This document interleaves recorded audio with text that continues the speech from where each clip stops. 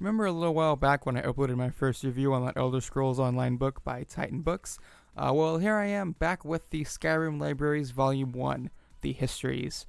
The first part in a trilogy of books relating to, well, Skyrim. As I said in the last video, I'm not entirely sure how to approach this other than the same way I would any other product review, so let's do it. First off, I'm loving the appearance once again. This book also features that nice faux leather cover with a nice imbued Skyrim logo emblem thingy, some nice detail around the edges. The front cover has a nice shiny title and that same imbued emblem mentioned before. However, this one doesn't look quite as nice and clean as the other one, but that's not really a big deal. There's also that nice detailing around the edges of the front cover, giving this book the appearance of an authentic old-timey tome. The back cover features the same dark gray faux leather and emblem, as well as some pricing information. This book retails for around $35 US, 40 Canada, and around 30 European currencies.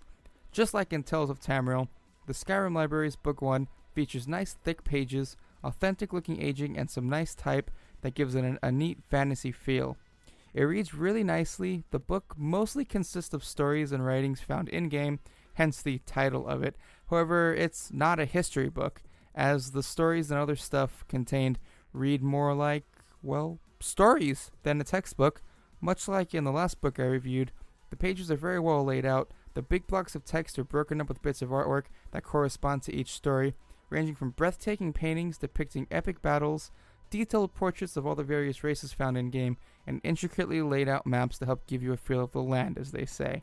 The book is broken into several sections, and I won't get into each individual one in depth, but it starts with general history, which covers mostly Skyrim as well as some other parts of the world. The second section is specifically about Skyrim itself, and the third is a very short bit that offers a selection of text about Morrowind. Sorry if I'm not pronouncing that right. You know I'm not really a fan of these games. The final section is dedicated to dragons. The artwork is just as awesome as all the books Titan Books put out. It's extremely well made and seems to feature a huge emphasis on detail, as every piece of art found in the book is more breathtaking than the last. As I mentioned before, the artwork ranges from full-on paintings to scratchy, kind of rough-looking sketches. Each piece corresponds to a story or piece in the book, doing a very good job of helping the reader visualize each piece very well. In closing, this is not a guidebook, but more of a collector's piece. As I've said before, I wasn't looking at it like it was. It's merely a collector's piece, and a very well-made one at that. This product costs $35, and it's mainly a collection of works found in-game, so for the same price, you could probably buy the game and all of its expansions and DLC and just get it all that way.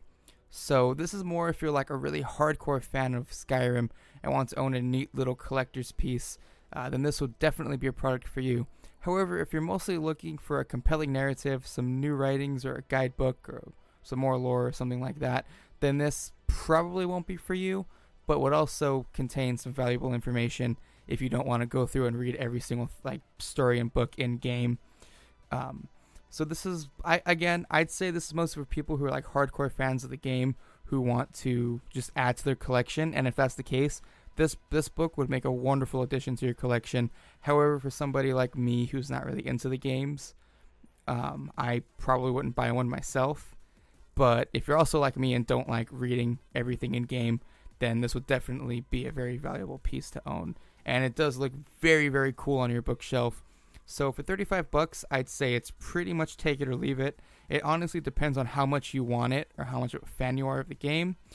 But overall, that doesn't take away from the fact that it's a very, very beautifully made piece of book. The writing is nice and detailed. The stories are very compelling. The artwork is beautiful. And it's just an overall great looking book.